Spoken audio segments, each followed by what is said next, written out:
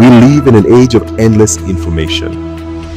News travels fast, opinions travel faster, but clarity is rare. Every day, stories are told, but what they mean and why they matter is often lost. ClearPath Media was created to change that. We explain what's happening and what it means. ClearPath Media is built for understanding. In a time when information is instant, but clarity is scarce, serious explanation has become rare. We exist to restore it. If you're tired of headlines without depth and conversations without substance, then welcome to the right place. This is not just a media channel. It is a platform for insight, a space for informed thinking, a clearer way to understand Africa. ClearPath Media. Africa Explained.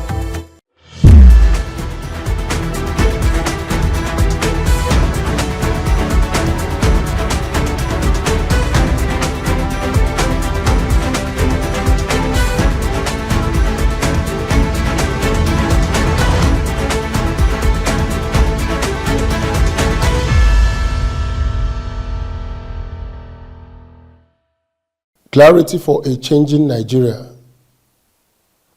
Nigeria is changing and changing very fast. The world is changing even faster. And in a noisy environment, clarity becomes a public service. This is OsitaInsights on ClearPath Media. Oil windfalls and Nigeria's discipline problem. Each time there is tension in the Middle East, Nigeria reacts in a familiar way. We watch oil prices. If they rise, a quiet sense of relief begins to spread. Perhaps revenue will improve. Perhaps foreign exchange pressure will ease. Perhaps government finances will stabilize.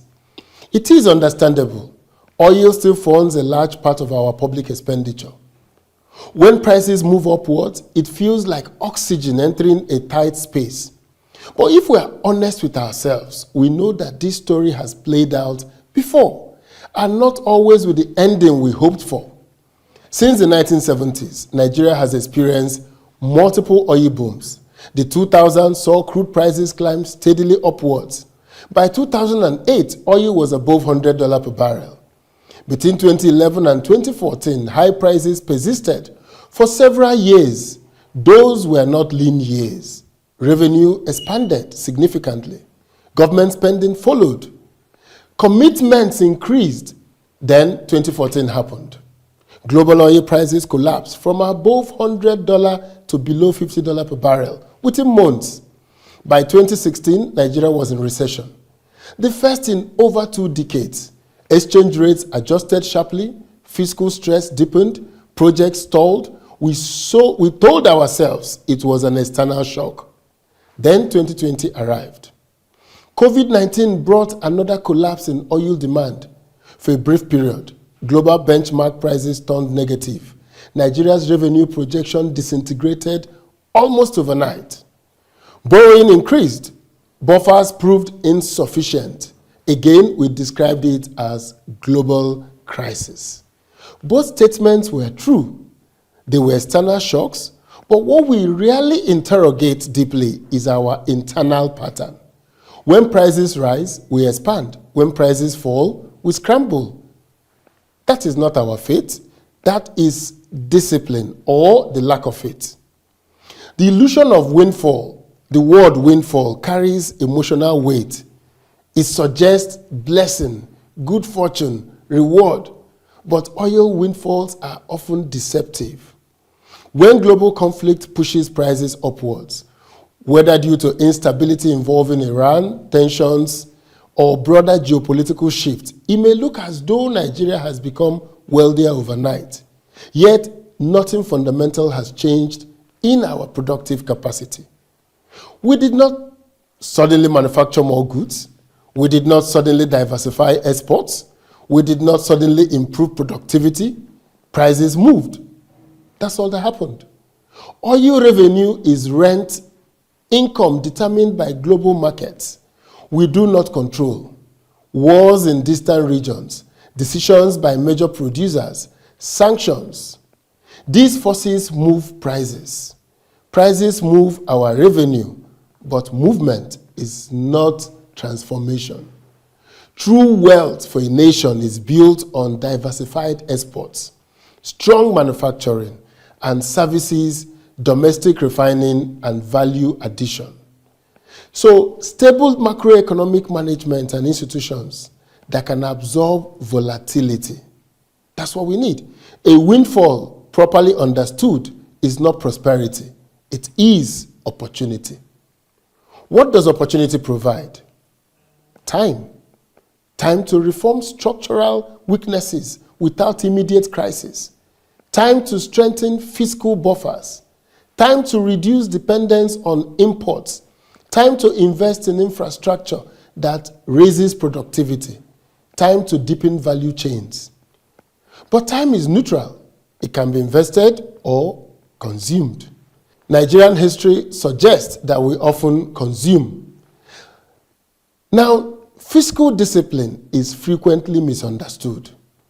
It is not about punishment. It is not about denying citizens development. It is about restraint during abundance. The true test of economic maturity is not how a country behaves in scarcity. Scarcity forces discipline. The real test is how it behaves when revenue surges. Countries that have managed resource wealth well, Norway is often cited, institutionalized savings rules. They treated windfalls as temporary. They separated recurrent expenditure from long-term savings. They built sovereign wealth buffers designed to protect future generations. Nigeria have not lacked frameworks, truth be told.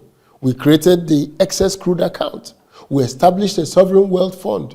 We passed fiscal responsibility legislation. Technically, the architecture exists, yet during high price periods, political pressure intensifies.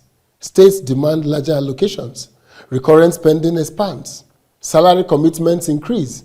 Subsidy regimes persist. Now, structural reforms become very slow. When prices eventually fall, commitments remain, but revenue does not. So the challenge, therefore, is not technical, it is behavioral. Can a political culture shaped by distribution expectations sustain a culture of savings? Can leaders resist expansion when revenues rise?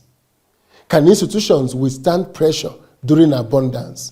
These are difficult questions because they confront incentives, not ideas. So the coming months may once again test us. If geopolitical tension sustains higher oil prices for a period, Nigeria will experience improved revenue projections. The temptation to expand will return. But the global oil landscape is also shifting. Venezuelan supply has re-entered markets under new arrangements. Energy alliances are adjusting. Buyers are diversifying. Competition will intensify over time. This means two things can be true at once.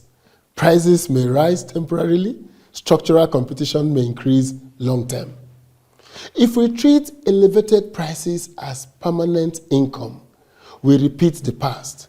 If we treat them as temporary advantage, we build resilience. So the choice before us, oil will rise, oil will fall. That cycle is older than our republic. The only variable Nigeria can control is discipline.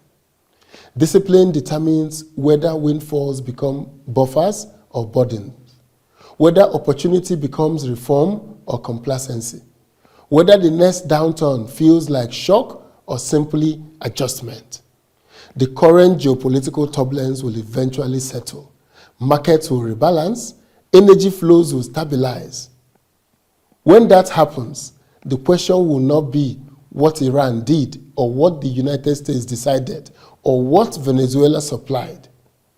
The question will be what Nigeria did while prices were high, because oil beneath the ground is finite, but institutional discipline once built can endure. Clarity must come before comfort. This is OsitaInsights on ClearPath Media, where we pause, think clearly, and choose wisely. Thank you for listening.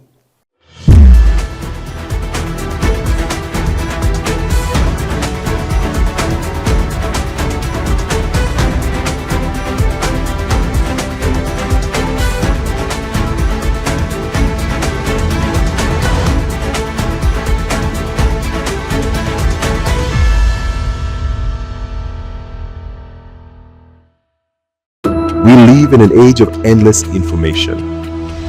News travels fast, opinions travel faster, but clarity is rare.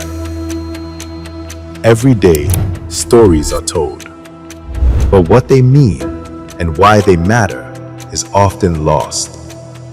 ClearPath Media was created to change that. We explain what's happening and what it means. ClearPath Media is built for understanding. In a time when information is instant, but clarity is scarce, serious explanation has become rare. We exist to restore it. If you're tired of headlines without depth, And conversations without substance. then welcome to the right place. This is not just a media channel. It is a platform for insight, a space for informed thinking, a clearer way to understand Africa. ClearPath Media. Africa Explained.